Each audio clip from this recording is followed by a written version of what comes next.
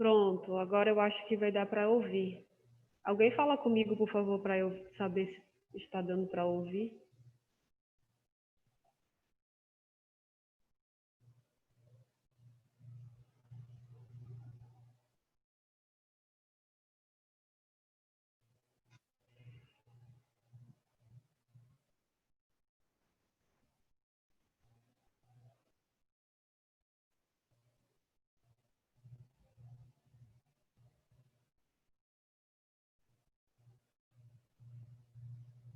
Só estou abrindo a aula aqui rapidinho.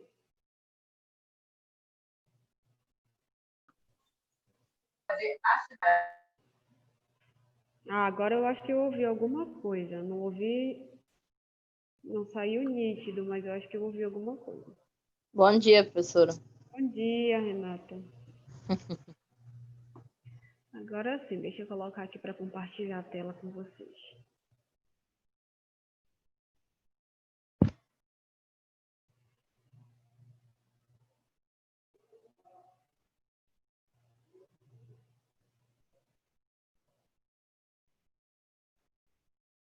Pronto.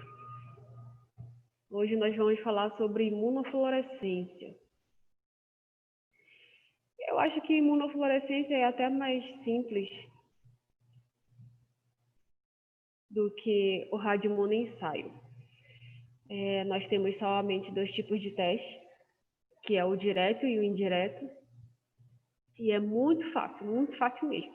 É só a gente lembrar lá um pouquinho do que acontece lá com o diagnóstico de imunofluorescência e aí a gente vai conseguir aplicar aqui e vai dar tudo certo. A tua mão já está melhor, Renata? Escreveu tanto, né? Que tava... Poxa. Poxa, já tá bom, já dá para me atender uma cliente. Mas olha, eu vou te falar uma coisa. Eu sou igual a Virna, tudo eu quero escrever. A minha mão que eu escrevo, o meu dedo, ele é machucado de tanto que eu escrevia. Mesmo quando a professora falava, eu vou entregar o slide, eu vou entregar o material, eu tinha que escrever. Então, o meu dedo do lado direito, da mão direita, que é onde eu escrevo, ele é amassado. Nossa. Porque eu apoio o lápis, a caneta nele e escrevia infinitamente. Eu só consigo estudar se eu escrever o que eu vi, porque senão eu não consigo absorver nada. Então, olha, tu tá no caminho certo, tá vendo só? Nunca mais vai... Vamos começar aqui, então. Bom dia novamente, vamos falar sobre imunofluorescência. Na imunofluorescência, nós vamos utilizar um outro tipo de marcador. Agora, ao invés do teste me mostrar uma radiação, como no radioimunoensaio, ele vai me mostrar uma coloração diferente. Então, aqui nós não vamos utilizar o leitor, né, de radiação. Nós vamos utilizar um microscópio de fluorescência. Essa fluorescência nada mais é do que a coloração que vai emitir. Podemos utilizar diversos tipos de coloração. O que vai mudar de uma para outra é o comprimento de onda que o microscópio de fluorescência vai captar. Assim como no outro teste, o nome do diagnóstico já fala muita coisa para a gente sobre o que ele é. É um teste imunológico, onde nós vamos ter a presença de fluorescência. Sempre associe essa fluorescência a uma coloração, tá bom? Vamos aqui. Então, o que é... Alô, câmbio. Oi, Hillary? Leda? Ah, tá, porque a Hillary que apareceu aqui. Tá tudo certo, tá pegando tudo. Bom, a imunofluorescência, então, ela é caracterizada como uma técnica, né, uma técnica de detecção que ela vai nos permitir saber a localização exata em algum tecido ou em alguma célula de onde está ocorrendo aquela interação antígeno-anticorpo. Né? Então, a gente vai conseguir fazer uma marcação com o anticorpo conjugado. O que é o anticorpo conjugado? O anticorpo conjugado é uma molécula de anticorpo que vai estar ligado a algo, né, que pode ser uma molécula, como a gente viu lá, um radioisótopo, ou pode ser uma molécula aqui fluorescente, tá? Então, esse anticorpo ele vai estar ligado e no momento em que houver aquela interação antígeno-anticorpo básica que a gente sabe, né? Sempre lembra lá da pulseirinha, ele vai emitir a luz fluorescente. Bom, como os anticorpos eles não são visíveis, a gente não consegue...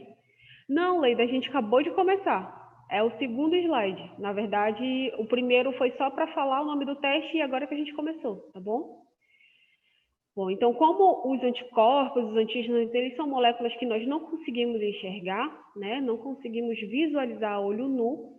Então, quando a gente começa a conseguir marcar eles de alguma forma, né? A gente consegue ter a noção de onde é que está ocorrendo aquela interação, né? Então, nós conseguimos fazer essa marcação com moléculas fluorescentes, onde nós chamamos de fluorocromo, tá? Não esqueçam que no radioimunoensaio nós vamos utilizar moléculas de radioisótopos e na imunofluorescência nós vamos utilizar fluorocromos, que são moléculas, compostos químicos que apresentam uma coloração diferente de acordo com a luz que vai incidir em cima daquela molécula, tá? Deixa eu passar aqui. Aqui são alguns exemplos, né, de fluorocromos, que nós vamos ver mais lá na frente um pouquinho sobre cada um. Então, esses fluorocromos, eles possuem essa capacidade, né, de absorver uma energia proveniente da luz ultravioleta. A partir do momento que ele consegue absorver essa energia, ele consegue transformar, né, formar em comprimento de onda que vai ser visível aos nossos olhos. Como é que vai acontecer isso? Através do microscópio de fluorescência. Então, eu fiz uma marcação ali no tecido, né, com o fluorocromo, pode ser essa fluoresceína ou a radamina, que ela é como se fosse um verde amarelado, né, ou um rosa avermelhado, como a gente está vendo aqui na imagem. O que acontece? Quando eu vou colocar o meu tecido ali no microscópio, ele vai jogar uma luz, né, nesse tecido, e esse fluorocromo absorve essa energia, absorve essa luz e manda de volta em forma de energia, de uma luz, de uma cor, né? Então, a principal característica que uma molécula de fluorocromo deve ter é estabilidade, né? Assim como lá no outro tipo de diagnóstico, a gente tem que ter aqui uma molécula estável. Deve possuir uma boa capacidade de absorção. Por que a capacidade de absorção? Porque lembra que quando nós formos colocar no microscópio, o microscópio vai incidir uma luz ultravioleta, e quanto maior for a capacidade de absorção, maior vai ser a coloração que vai ser emitida, tá? Absorver essa fluorescência de luz no espectro visível, porque nós temos que conseguir observar essa mudança de cor, né? E essa molécula de fluorocromo, ela não pode ser alterada, né? Não pode sofrer uma interferência quando houver essa reação imunológica. Então, ela tem que ter essa capacidade. Então, qual é a capacidade, qual é a característica principal? Ela deve ser estável, ter uma boa capacidade de absorção, transformar essa luz que ela absorveu, né, em luz de espectro visível, e não pode sofrer nenhuma alteração, né, quando ocorrer essa interação antígeno-anticorpo. Então, aqui é o equipamento que nós vamos utilizar. Esse equipamento, ele é um equipamento bem caro, tá? Porque ele é um microscópio de fluorescência. Então, esse microscópio de fluorescência, ele vai ser capaz de energizar aquela amostra. O que significa dizer energizar? Lembra que o fluorocromo, ele precisa de que seja jogado, né, lançado sobre ele uma energia, uma luz ultravioleta. Quando eu falo luz, energia, percebam que eu não sei se alguém de vocês já foi trocar uma lâmpada e já tocou na lâmpada, logo a lâmpada queimou. Então eu não esperei muito tempo e eu troquei a lâmpada. Não sei se vocês já se queimaram, né? Ou já perceberam que fica muito quente, né? Porque a luz, ela nada mais é do que uma energia. Então esse microscópio, ele vai lançar a energia, lançar a luz ultravioleta nessa minha amostra, né? que está marcado ali como um anticorpo conjugado, e a molécula é conjugado com uma molécula fluorescente, e essa molécula ela vai captar, né, e emitir novamente para que a gente consiga enxergar aquela coloração, tá certo? Então, aqui também é um equipamento muito caro, mas se a gente for comparar com o RIA é mais barato, né? Ele é caro também, mas ele é mais barato do que a gente ter um microscópio de fluorescência, tá bom? Como no outro, como nós estamos lidando com compostos químicos, nós temos alguns riscos, né? Principalmente alguns riscos relacionados ao manipulador. Porque a gente vai fazer a coleta do paciente e o paciente não vai entrar em contato mais, né, com nenhum composto químico. Então, os principais riscos são danos oculares. Por quê? Porque se a gente não tiver uma proteção adequada, percebam que aqui na imagem a gente tem uma barreira, né? Vocês conseguem perceber, uma barreira para que essa luz ultravioleta ela não venha diretamente nos nossos olhos, porque se ela vier diretamente nos nossos olhos, a gente pode ter algum dano ocular, tá bom? Então, esse é um dos riscos de dano ocular. Possibilidade de efeitos cancerígenos. Então, essas substâncias que a gente trabalha, elas podem se acumular no organismo, né? E com o passar dos anos, elas podem induzir ao crescimento desordenado de células, né? Que a gente chama de um tumor, um câncer. Tá?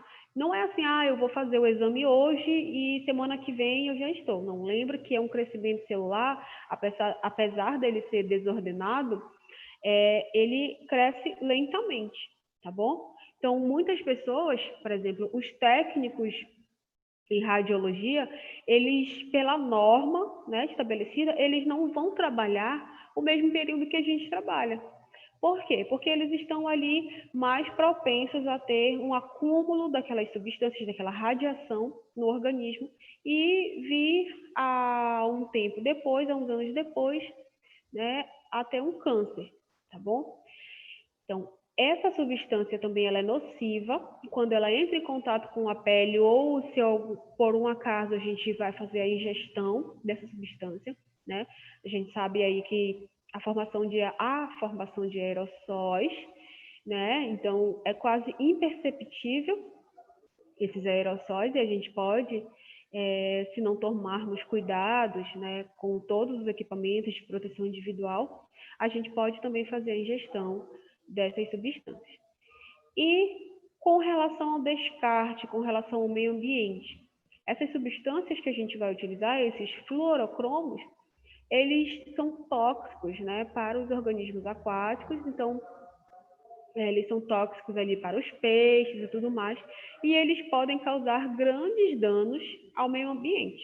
Tá? Então, várias pesquisas já são feitas, né, com o pescado para saber qual tipo de substâncias são encontradas naquele pescado que a gente consome, porque a base da nossa alimentação é o pescado, né? Então tem vários estudos relacionando substâncias químicas e a probabilidade dessas substâncias químicas de causar algum efeito nocivo a longo prazo para a gente, tá?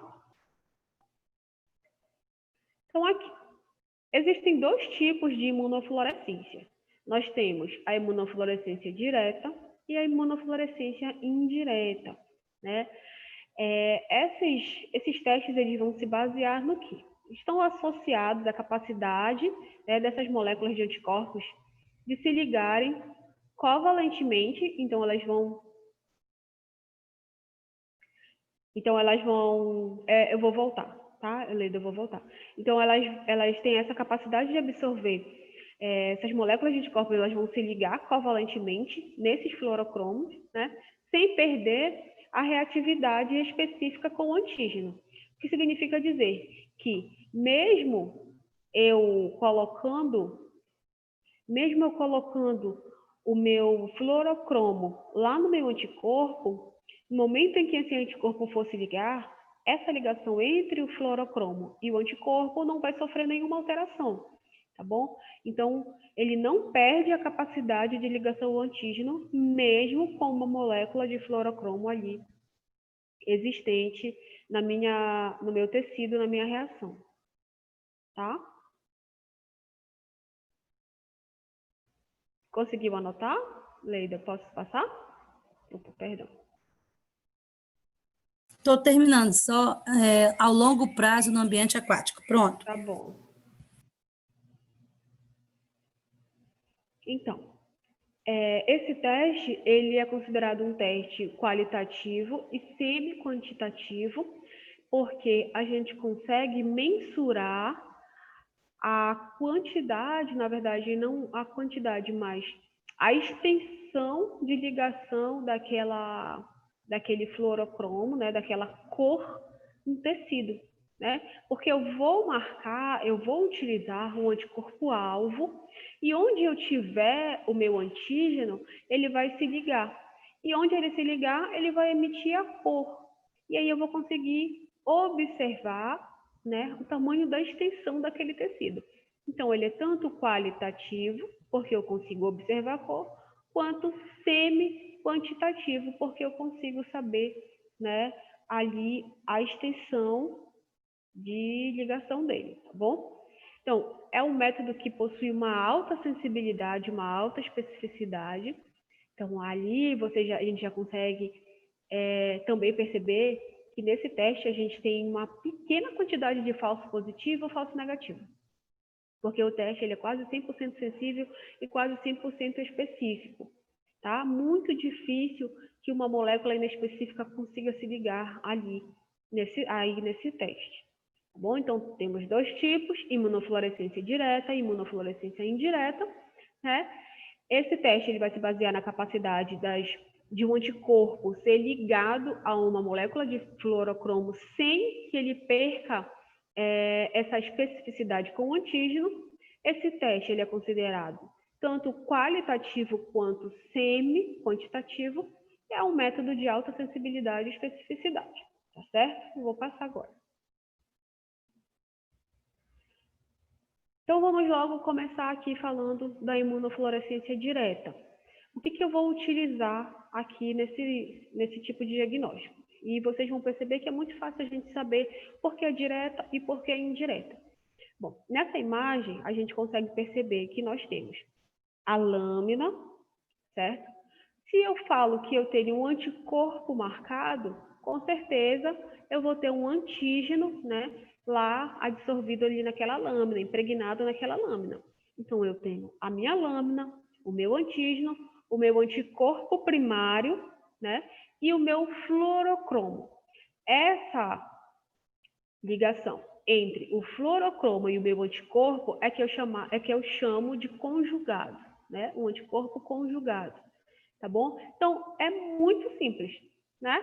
A imunofluorescência direta. Eu vou colocar apenas um anticorpo. Esse anticorpo ele vai estar conjugado com o meu fluorocromo e o meu antígeno ele vai ser ali detectado diretamente pelo anticorpo primário.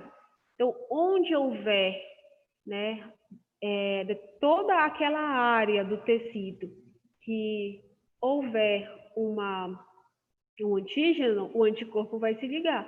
E quando ele se liga, ocorre uma reação, né? Quando eu coloco lá no meu microscópio, eu coloco no meu microscópio de fluorescência, ele vai jogar a luz ultravioleta.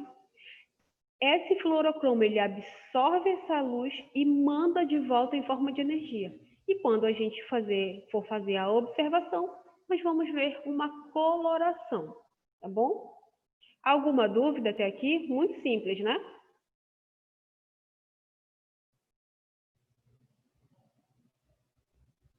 Não? Ninguém com alguma dúvida? Então tá. Olha só. Não, professora, é mais assim para saber se a pessoa tirou mesmo a dúvida na prática, né? Porque eu estou vendo aqui que, teoricamente, o direto, a influência direta é fácil. É muito simples. Não é isso. Aí, na prática, né? Que é outra história. É muito simples mesmo. Bem diferente do radioimunoensaio, que tem um monte de outras coisas. Nossa, ele é tão complexo. Tem tantas partículas que a gente patentar já errou. É verdade.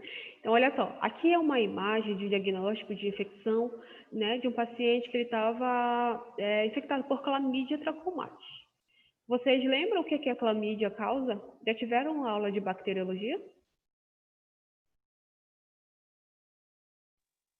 Não lembro. Mídia, a Cândida, que você está falando? Não, a clamídia. Ah, clamídia, peraí. Sim, peraí.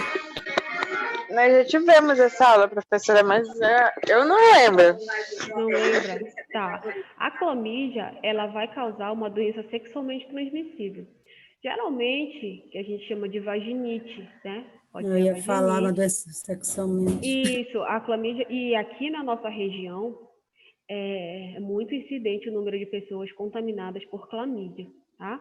Através qual a forma de contaminação?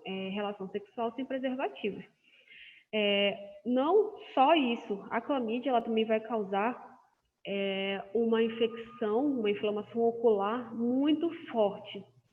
Então, eu não sei se alguém de vocês já teve conjuntivite, né? A conjuntivite bacteriana, ela é muito diferente da conjuntivite viral. Por quê? A conjuntivite bacteriana, ela vai formar pus. Então, é aquela conjuntivite que tu não consegue abrir o olho de manhã, porque o teu olho ele tá tapado, parece que passou ali, sei lá, algum gel, alguma vaselina que ele tá cheio de pus.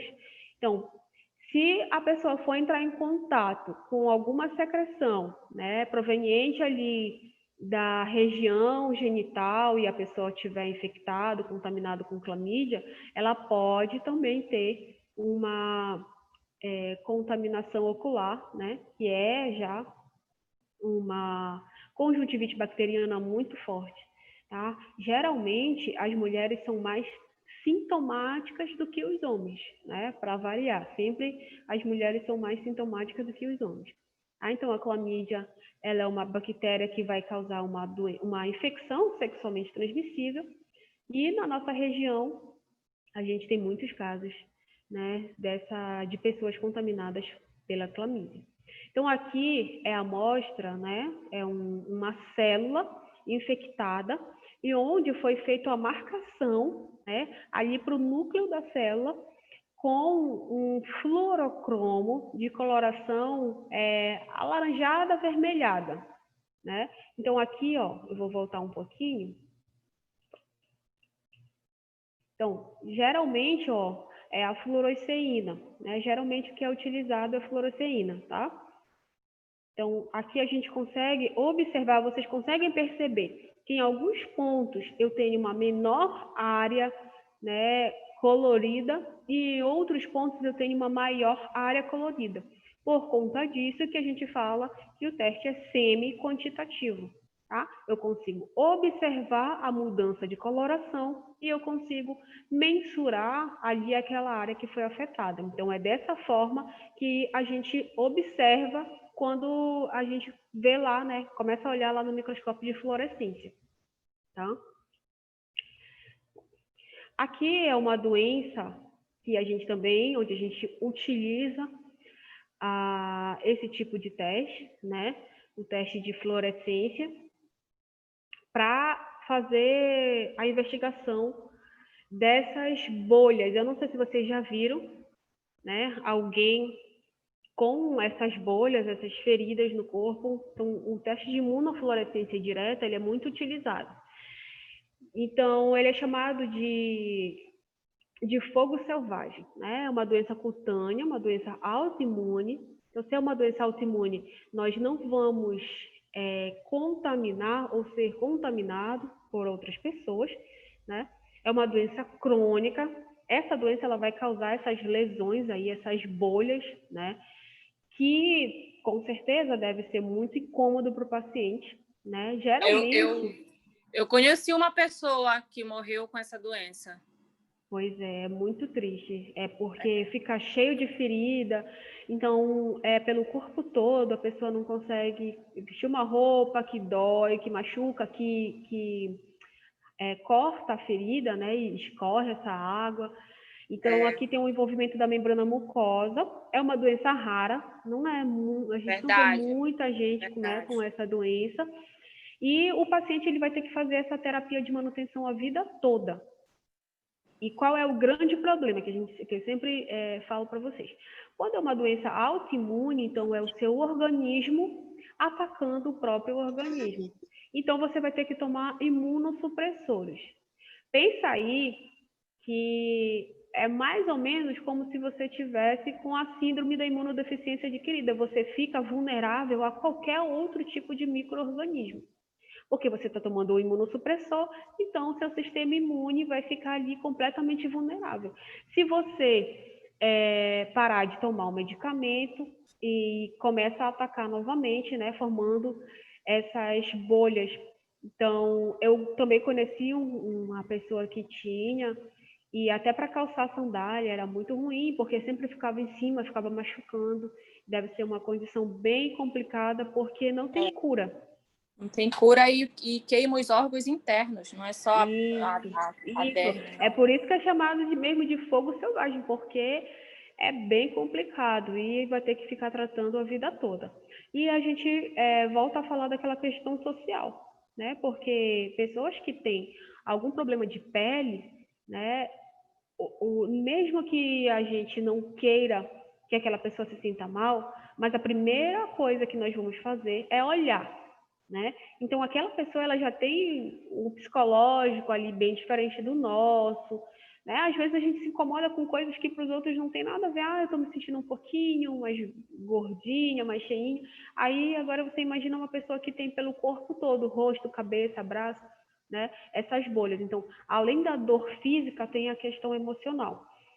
Nós, como biomédicos, nós fazemos muito esses testes, né? Tem os laboratórios de grande porte, eles possuem esses microscópios de fluorescência e é muito importante que a gente faça adequadamente, né, o teste para que a gente consiga, ali o médico consiga dar um suporte adequado para o paciente, tá? Então, muito simples.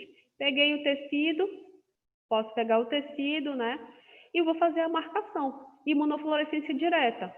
Eu vou sempre lembrar que eu vou estar procurando anticorpos. Então, eu tenho a minha lâmina, o que vai estar dissolvido ali vai ser antígeno, e o meu anticorpo, perdão, eu posso procurar um anticorpo e um antígeno. Nesse caso, se eu tiver na imunofluorescência direta, eu estou procurando, né, o meu antígeno, então eu marquei meu anticorpo com o fluorocromo e ele vai me mostrar uma luz quando eu for interpretar o exame. Ó, aqui é outra manifestação, né, de fogo selvagem, que pode acontecer, é uma doença autoimune também. Então, a gente começa a perceber que a imunofluorescência, ela sempre vai estar ligada ao diagnóstico de doenças autoimunes, tá? Então, o paciente ele tem que procurar um tratamento adequado, né? Ele tem que começar logo o tratamento e ele tem que levar esse tratamento para o resto da vida. Com muitas feridas e a doença autoimune, além dela ser sem cura, ela vai estar ligada muito ao seu psicológico, ao seu emocional. Então, quanto mais afetado tiver o seu psicológico, mais sintomas você vai ter. Agora, como é que a gente consegue não ficar com o psicológico abalado diante de uma doença dessa, né? Que tem toda aquela questão social e tudo mais. Então, é bem difícil. Outras imagens, né? Pode dar na boca, dentro da boca, em várias partes do corpo. E volto a dizer, como envolve a questão social, as pessoas elas demoram um bom tempo para ir procurar um médico. Tá? Muitas pessoas se isolam, né? Quando tem essas doenças autoimunes por conta de não querer serem vistas, né, pela população. Então, o que vai mudar aqui nesse outro tipo de diagnóstico? A imunofluorescência indireta. Toda vez que tem um tipo de diagnóstico onde a gente fala indireto, é que eu tenho um outro componente que vai fazer a ponte de ligação. Então, eu não vou ligar diretamente, eu vou ter um intermediário. Tá? Então, aqui percebam que nós temos a lâmina, o antígeno, o anticorpo primário, e esse anticorpo secundário é que vai estar ligado, né, com o fluorocromo. Então, o anticorpo secundário é que vai ser o anticorpo conjugado. Tá bom? É a única coisa que vai mudar de um para o outro. Então, aqui nesse teste, além do anticorpo primário, nós temos o anticorpo secundário que vai estar conjugado com o fluorocromo, né? E esse antígeno ele vai ser detectado indiretamente. Por que indiretamente?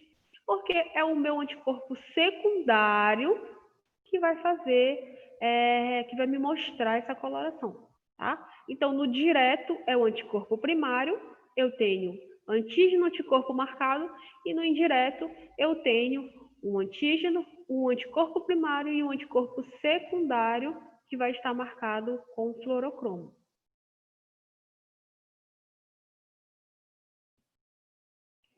Então, aqui a gente tem outro exemplo, né, de uma reação de imunofluorescência indireta, onde aqui nesse exemplo eles utilizaram antígenos para fazer a marcação de formas promastigotas de leishmania, tá? Então, aqui no lado A, nós temos a amostra não reagente e no B, a amostra reagente. Percebam que essa é a visualização que nós temos lá no microscópio de fluorescência. Então, o que aconteceu com o lado que não está reagente? O microscópio lançou a luz ultravioleta, só que como não teve essa interação antígeno-anticorpo, né, ele não conseguiu absorver a luz que foi lançada sobre ele. Então, a gente não vê nenhuma coloração. Ao contrário do que aconteceu aqui na lâmina B.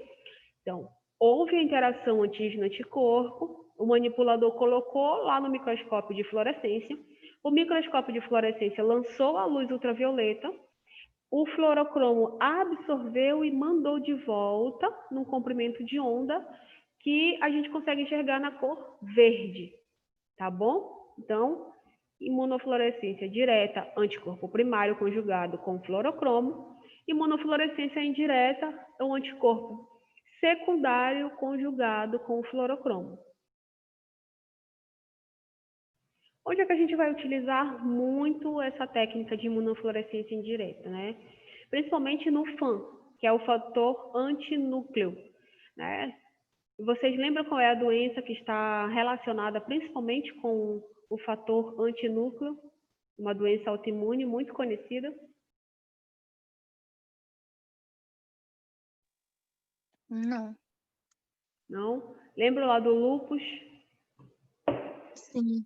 Então, o lúpus, geralmente, todas as doenças autoimunes, elas vão produzir anticorpos, né, que vão ser capazes de destruir o núcleo da célula, tá? Então, há uma intensa destruição do núcleo da célula. E aqui, através dessa técnica, a gente consegue fazer a observação, né, e liberar um resultado fidedigno para o paciente. O paciente que tem lúpus, ele tem que fazer o tratamento para o resto da vida e ele tem várias manifestações clínicas diferentes. Então, ao contrário do pínfigo que a gente viu, o lúpus ele pode causar principalmente alterações renais, hepáticas, e se for, a gente tem o lúpus eritematoso e tem o lúpus eritematoso sistêmico, né? Então, ele vai atingir ali todos os órgãos do nosso corpo.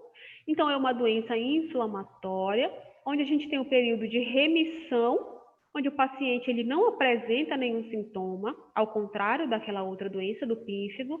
O paciente, geralmente, ele está com aquelas bolhas pelo corpo, então, ele não tem um período de remissão. No lúpus, o paciente tem um período de remissão, onde ele começou a fazer o tratamento e diminuiu a quantidade, né, de anticorpos contra o núcleo da célula. Então, é uma doença de caráter inflamatório crônico, né, autoimune, que pode afetar vários órgãos e tecidos, mas principalmente ele está associado à inflamação de pele, articulações, rins e cérebro.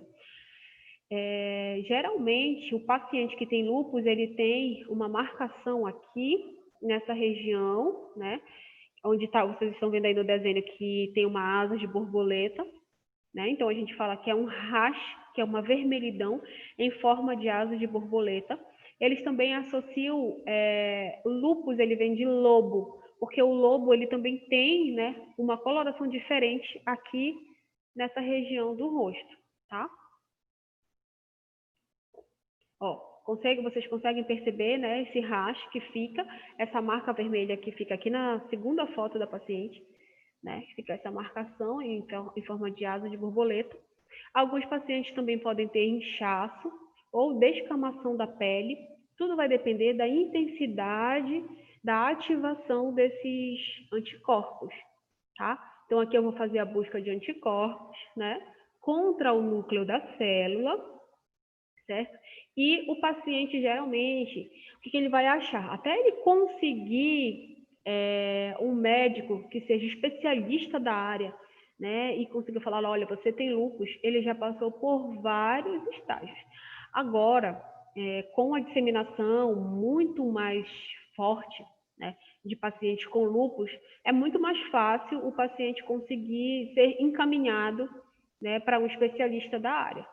Mas ele ainda demora um pouquinho, porque nem sempre esses sintomas começam a aparecer na pele, tá? Então, a gente pode ter alterações de rim, né? Alterações no cérebro, no fígado, nas articulações. E só aí de doenças relacionadas às articulações a gente tem várias, né? A gente pode ter aí o dengue causa também dor nas articulações, o chikungunya, né? A gente tem doenças reumatoides que vão causar essas doenças, essas dores nas articulações. Então, muitas pessoas jovens morreram, né, com lúpus sem ter o diagnóstico confirmado. Então, depois de muito tempo, a gente pega a amostra daquele paciente, faz novamente aquele exame e conseguiu perceber que ele tinha lúpus. Tá? Então, é um tratamento para a vida toda, é um tratamento bem dolorido, complicado, onde você tem que manter a calma, porque qualquer alteração psicológica, a doença volta a se ativar. E agora sim, então quem pode ter doença autoimune? Bom, todos nós podemos ter doença autoimune, né? Não se sabe ao certo. Eu estou lendo a pergunta da Leida aqui rapidinho. Geralmente essas alterações de pele em contato com a luz ultravioleta, elas aumentam, né? E o paciente sente mais dor. Vou dar um exemplo aqui. No herpes, por exemplo, quando o paciente ele tem herpes, e o vírus da herpes, ele vai colocar o material genético dele no nosso e vamos ficar com ele a vida toda. Ele vai ser nosso hóspede a vida toda. Então, a luz ultravioleta, na praia você está se sentindo ali linda, com a pele linda, mas aquela luz ultravioleta que é captada pela célula, depois vai fazer com que haja uma baixa do sistema imunológico e comece a aparecer logo as feridas. Eu não sei se vocês conhecem alguém, né, que tenha herpes, mas geralmente quando eles tomam muito sol, quando eles pegam muito sol, um pouco depois as feridas começam a aparecer, tá? Então, o que acontece? A radiação ultravioleta, ela vai gerar a formação de radicais livres. E esses radicais livres, eles vão causar estresse oxidativo na célula, né? Fazendo com que a célula entre em morte, né? Então, vai haver a morte celular. O que acontece? Então, a geração de estresse oxidativo, né, de radicais livres, faz com que o seu organismo ache que um corpo estranho está ali presente. Então, o que vai acontecer? Ele vai produzir anticorpos contra as suas células.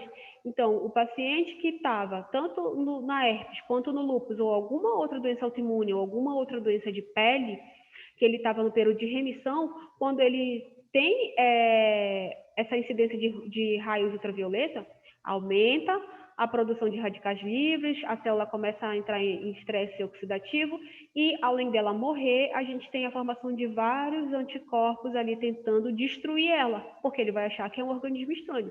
Então, começa a aparecer essas alterações de pele. No caso do herpes, o paciente, né, fica com essas feridas, principalmente ao redor da boca, tá bom? Então, é por conta disso que se evita, né, tomar muito sol. E o que é indicado até mesmo para a gente, né? Não tomar sol em horários específicos, porque a radiação ultravioleta ela não faz bem à saúde. causa também o fotoenvelhecimento, né?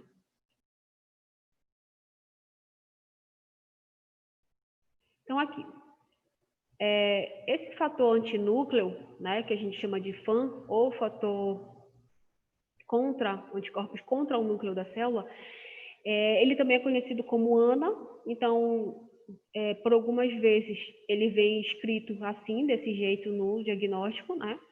Então, anticorpos antinucleares, eles vão estar presentes no soro do paciente, né? Pacientes com doenças autoimunes, que vão afetar também o tecido conjuntivo, né? A pele e onde houver tecido conjuntivo. Então, eles são considerados marcadores, principalmente para o lúpus, né? O sistêmico, artrite reumatoide, síndrome de Sjögren, né? Hipotireoidismo e dentre outras aí. Então, como eles são marcadores, eles são utilizados para o diagnóstico. Então, aqui a gente tem o substrato de fígado, rim, estômago de rato, né? Então, foram trabalhados com ratos de laboratório. Eu tenho o soro do paciente, né? E eu tenho um anticorpo anti-imunoglobulina humana marcado com a fluoresceína. A fluoresceína que é aquela coloração ali, né? Um pouco vermelha alaranjada, tá? Laranjada. Então, a gente tem essa marcação, né? E onde houver essa interação do antígeno do anticorpo, esse anticorpo secundário vai se ligar, né? Olha só, aqui é na segunda porção da imagem, a gente vê os glomérulos, né?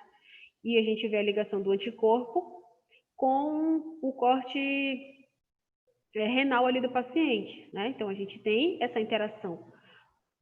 O tecido do paciente, o anticorpo primário e o anticorpo secundário que vai estar marcado, tá bom? O anticorpo primário, nesse caso aqui, ele vai estar no soro do paciente, tá? Porque eu estou procurando o anticorpo contra o núcleo da célula. Então, se eu estou procurando o anticorpo contra o núcleo da célula e eu sei que eu vou usar o soro do paciente, eu vou procurar, então, anticorpos. Então, esse anticorpo ele vai estar no soro do paciente e o meu segundo anticorpo marcado com o fluorocromo vai me mostrar uma coloração. Tá? E essa é a coloração, né, que a gente consegue observar ali no lúpus, na artrite reumatoide. Eu não sei se vocês já ouviram falar dessa síndrome de Sjögren ou síndrome de Sjögren. Algumas pessoas falam assim. Essa síndrome, uma das características dela é deixar a língua do paciente muito, muito inchada. E o paciente ele não consegue produzir suor. Então, é como se ele obstruísse as glândulas sudoríparas. Eu não sei se eu coloquei alguma imagem aqui, mas na próxima aula eu posso trazer para vocês. E é muito difícil de fazer o reconhecimento, né, de encontrar, de saber que o paciente tem, porque são sintomas muito inespecíficos e o paciente pode até ficar cego. Então, são vários sintomas inespecíficos que a gente não consegue observar. O que acontece é que, geralmente, ela está associada a alguma outra doença de caráter autoimune. Então, geralmente, o paciente que tem lúpus, ele tem essa síndrome. Geralmente, o paciente que tem artrite reumatoide, ele também vai ter essa síndrome, tá bom? Então, aqui, a gente tem nessa imagem, né? Um FAN positivo, né? E aqui nessa outra imagem, a gente pode observar um núcleo não reagente e um nucleolo reagente. Então, é onde tem a coloração mais forte, ali é o nucleolo. Citoplasma não reagente, né? O aparelho mitótico também não reagente. E a placa metafásica cromossômica não reagente. Então, percebam que o que a gente vai ter reagente ali é o nucleolo. Então, apesar da célula toda, né, do parasito todo, ele estar verde, a gente consegue observar uma coloração diferente, um verde mais intenso lá no nucleolo daquela célula, tá bom? Então, aqui, a importância do diagnóstico, né, da imunofluorescência. Então, o que a gente vai ter? A imunofluorescência ela é tanto utilizada para o diagnóstico de humanos quanto de animal, né? Onde eu vou fazer a busca de micro-organismos e moléculas e eu posso utilizar diversos materiais, tá? Eu também posso fazer a fenotipagem de células tumorais, para eu saber com que tipo de célula tumoral é aquela. Então, eu posso fazer a marcação do tecido do paciente, né? E fazer essa observação. em relação às vantagens e desvantagens da técnica. É uma técnica que tem uma boa especificidade, uma boa sensibilidade. É uma técnica que, se eu fizer, a Leida fizer, a Mônica fizer e a Virna fizer no mesmo tecido, a gente consegue uma boa reprodutibilidade, então a gente vai ter um resultado parecido, né? Já que a gente está fazendo a técnica da mesma forma. É uma técnica simples de padronizar e, através dessa técnica, eu consigo fazer a detecção e localização de antígenos tanto intra quanto extracelulares, tá? Então, eu posso fazer tanto intra quanto extracelulares. Qual é a desvantagem? Logo que a gente pensar em desvantagem, a gente começa a pensar em como é que eu vou fazer o descarte desse material? Eu preciso de uma mão de obra qualificada? Qual é a segurança, quais são os riscos que o manipulador pode ter? E qual é o aparelho que vai utilizar? Então, eu sempre vou pensar nisso. Então, aqui a gente tem um alto custo, né? Porque o microscópio de fluorescência ele é muito caro, não é qualquer laboratório que tem. Então, às vezes, quando a gente vai fazer um teste de imunofluorescência, eles mandam a nossa amostra para outro estado que tenha. É uma técnica que a gente vai fazer manualmente, então tem a subjetividade do manipulador. Então, de acordo com se houver algum erro, aquela leitura ela pode ser feita de uma forma, né, completamente diferente do que a gente esperava. Então, eu tenho a subjetividade da leitura e da técnica ali que o manipulador vai fazer, tá bom? Bom, essas técnicas, né, elas ainda são empregadas, né, na rotina laboratorial, mas com esse risco grande à saúde, né, que pode levar a câncer e tudo mais, elas estão sendo substituídas pelos testes imunoenzimáticos, como o teste de ELISA, onde a gente vai conseguir ter um padrão de qualidade muito bom, uma alta sensibilidade, uma alta especificidade, e eu não vou trabalhar com nenhum composto químico, com nenhum agente cancerígeno, e então cada vez mais ela vem sendo substituída, tá bom?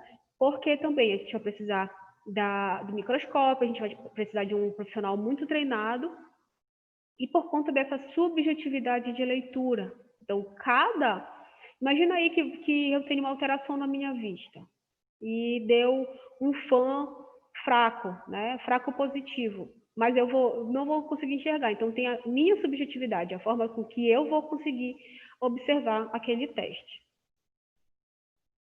Tá bom? Até aqui a gente vai parar aqui, tá? Não vou entrar ainda no assunto de quimiluminescência.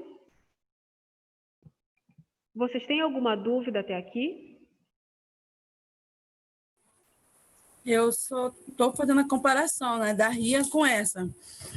Assim que, quando a senhora falou, né, das vantagens, né? Isso. Tem uma parte bem parecida, né? Em questão do como descartar. Isso. Só que aí, por exemplo, presta atenção que no rádio bunissaio a gente não tem a subjetividade de leitura, né? Sim, então, essa é uma sim. diferença interessante aí quando a gente vai fazer a comparação entre os dois testes. Pois é, mas pode confundir, né? Numa prova. Mas olha só tu lembrar que na imunofluorescência eu vou ter que ver, na imunofluorescência eu vou ter que ver a cor, né? Eu que vou julgar se aquela cor é forte ou fraca. No rádio bunissaio, é a máquina que vai fazer aquilo para mim. Tá vendo? Eu já não estava entendendo essa parte aí. Obrigada, viu? Então eu também entendi agora, viu? Tá vendo?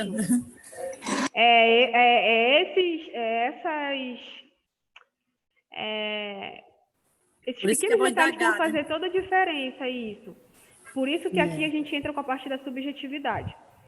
Bom, então, o Eric pediu para eu falar de uma forma mais simples a questão do direto e do indireto.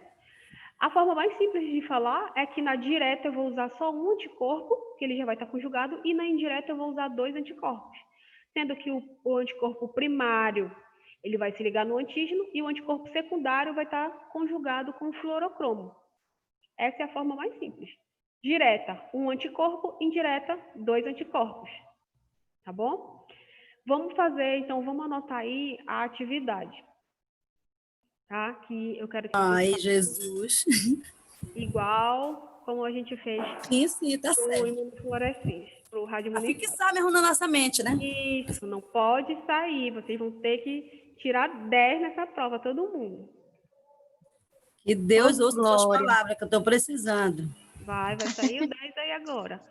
Então tá. Amém. Peguem aí a Só um folha. minutinho para você fazer. Deixa eu só pegar aqui o estojo, que eu não sei onde eu coloquei ele. Tá bom. Tá por aqui. Aqui, achei. Ok.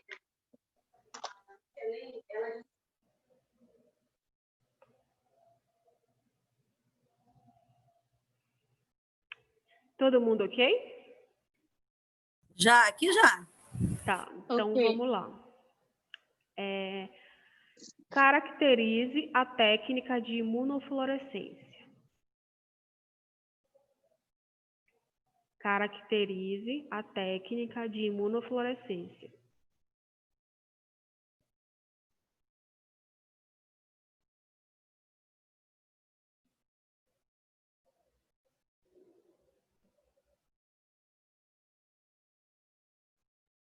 Uma ciclazinha igual a do Ria, não? Tem.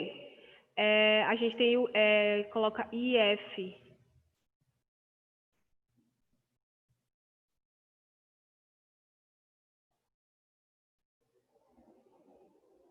Ok. Tá? Tá certo. Bora lá.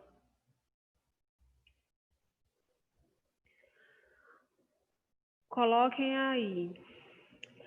Quais as moléculas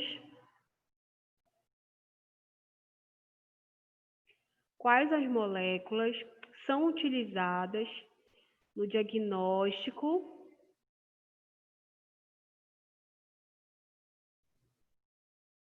de imunofluorescência? Quais as moléculas são utilizadas no diagnóstico de imunofluorescência?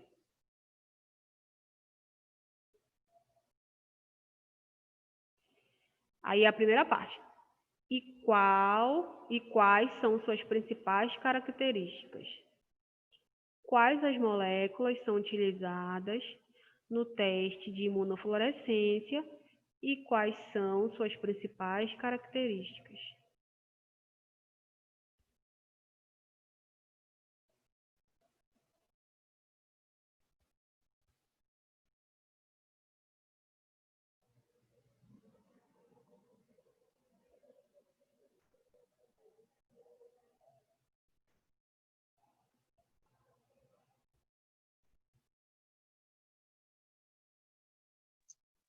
Professora? Acabou? Não, eu estou Então, esperando vocês. professora? Oi, pode falar. Então, aí nessa segunda questão seria relacionado ao anticorpo primário e o anticorpo secundário? Não, fluorocromos.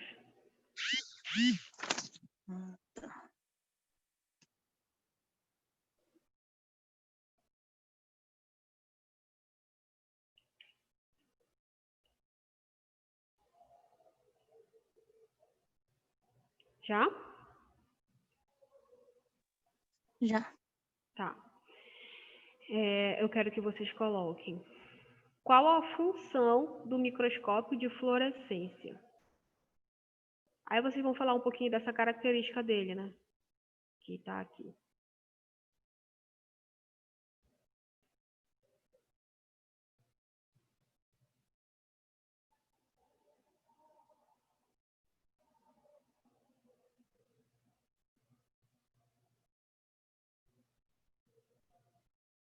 Já?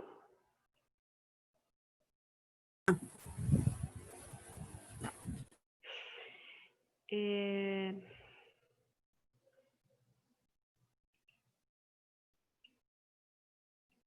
tá.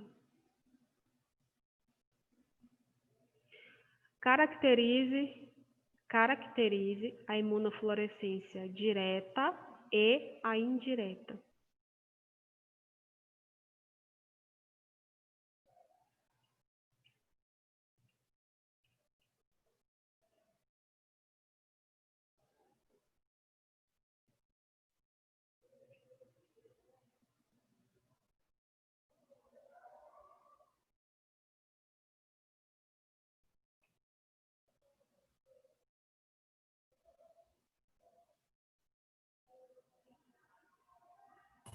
Ok, professora?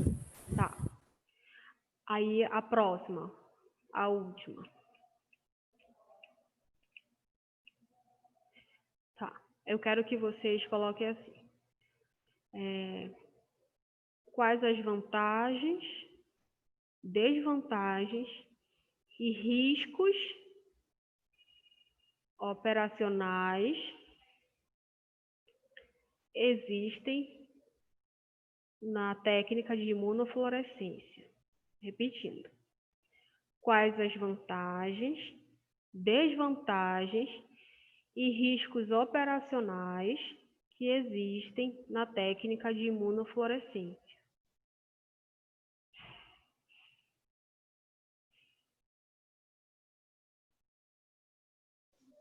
Operacionais do que, professora? Que existe na técnica de imunofluorescência.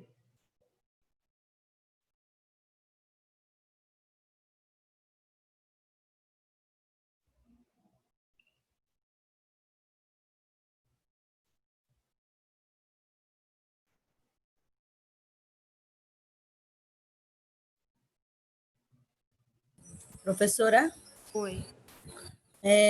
pode também fazer uma leitura em outros conteúdos ou só nesse mesmo? Não, o ideal é que vocês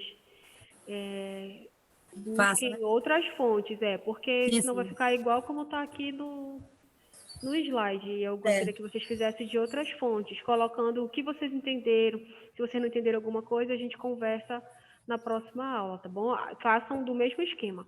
Tudo Façam bem. à mão e me mandem escaneado ou uma foto por e-mail. Certo. Até a segunda-feira que vem, pode ser, Pode ser. tá? Para vocês fazerem com calma, direitinho. E aí, na terça-feira, a gente vai corrigir lá na aula prática. E eu tenho que lembrar de, na quarta, corrigir aqui com quem não está vindo. Vocês me lembrem, por favor, tá? Então, no caso, é para enviar até segunda e terça você vai corrigir com o povo que está aí na Está na prática. prática e Quarta com a no finalzinho. gente. Isso, no finalzinho da aula eu repasso com vocês, Tudo bem. Obrigada, professora. tá? Então, alguém mais tem alguma outra dúvida? Não, professora, nenhuma. Não, tá certo. Então, eu vou ver o link do curso que eu quero que vocês façam, né, pela internet. Eu vou ver se eu consigo ver hoje para que a gente consiga fazer já como aula prática e ele vale também como um certificado, então já é uma ajuda para vocês, tá bom? Então a gente vai se falando ali pelo WhatsApp. Bom almoço para todos. Boa tarde. Eu vou encerrar a reunião, tá bom? Tudo bem. Tá, Boa ok, tarde. professora. Bom almoço para a senhora. Obrigada. tarde. Deixa eu encerrar aqui. Boa tarde, professora. Boa tarde, Fernanda.